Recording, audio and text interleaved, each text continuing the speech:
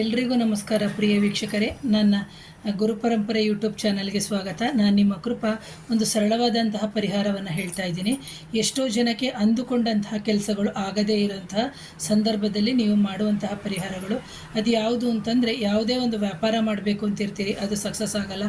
ಅಥವಾ ಒಂದು ಅಂಗಡಿ ಕೇಳಕ್ಕೆ ಹೋಗ್ತಿರ್ತೀರಿ, ಅದು ಆಗೋದೇ ಇಲ್ಲ. ಅಥವಾ ಒಂದು ಫ್ಯಾಕ್ಟ್ರಿ ಇಂಪ್ರೂವ್ ಮಾಡೋಕ್ಕೆ ಅಂತ ಹೋಗ್ತಾ ಇರ್ತೀರಿ, ಆಗಲ್ಲ.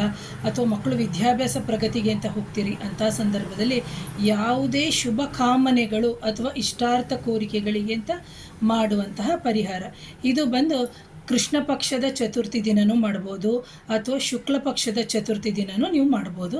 ನೀವು ಪ್ಲೀಸ್ ಕ್ಯಾಲೆಂಡರಲ್ಲಿ ನೋಡ್ಕೋಬೇಕು ಚತುರ್ಥಿ ಯಾವಾಗ ಬರುತ್ತೆ ಅಂತ ಹೇಳ್ಬಿಟ್ಟು. ಅಂತಹ ಸಂದರ್ಭದಲ್ಲಿ ನೀವು ಮಾಡುವಂತಹ ಒಂದು ತಾಂತ್ರಿಕ ಪರಿಹಾರ.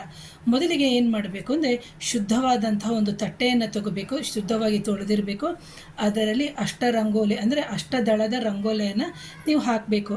ಅದರ ಮೇಲೆ ಹಾಕೊಂಡ್ಬಿಟ್ಟು ಆನಂತರ ನೀವು ಅಕ್ಕಿಯನ್ನು ಹಾಕಿದ ಮೇಲೆ ಅದರ ಮೇಲೆ ಬಾಳೆ ಎಲೆಯನ್ನು ಇಡಬೇಕು.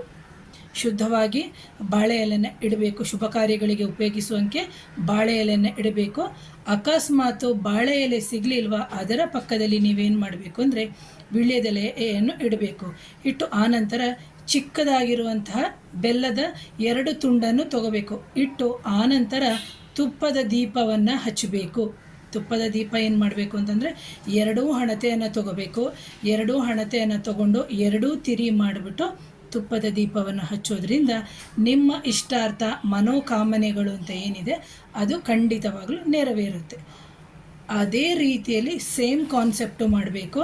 ಜೊತೆಗೆ 2 ಸಣ್ಣದಾದ, ಈಗ ಕೆಲವರಿಗೆ ಮಣ್ಣಿನ ದೀಪ ಬೇಡ ಮೇಡಮ್, ನಾವು ಬೆಲ್ಲದ ದೀಪದಲ್ಲೇ ಹಚ್ತೀವಿ ಅಂತ ಹೇಳೋರಾದರೆ ಖಂಡಿತವಾಗಲಿ ಸಣ್ಣ ಬೆಲ್ಲದ ಕಟ್ಟೆ ಸಿಗುತ್ತೆ, ಅಥವಾ ಅಚ್ಚು ಅಂತ ಏನು ಸಿಗುತ್ತೆ ಅದು ಕ್ಲೀನಾಗಿ ಸ್ಕ್ವೇರ್ ಆಗಿ ಒಳಗಡೆಗೆ ಅದು ತಗ್ಗಾಗಿರಬೇಕು. ಅದರ ಒಳಗಡೆ ತುಪ್ಪದ ದೀಪವನ್ನು ಪ್ರತಿ ಚತುರ್ದಶಿಗೆ ಹಚ್ಕೊಂಡು ಬರೋದ್ರಿಂದ ನಿಮ್ಮ ಮನೆಯಲ್ಲಿ ಆಗುವಂತಹ ಏನೇ ಅಡೆತಡೆಗಳಿರಲಿ ಅದು ಖಂಡಿತ ನಿವಾರಣೆ ಆಗುತ್ತೆ.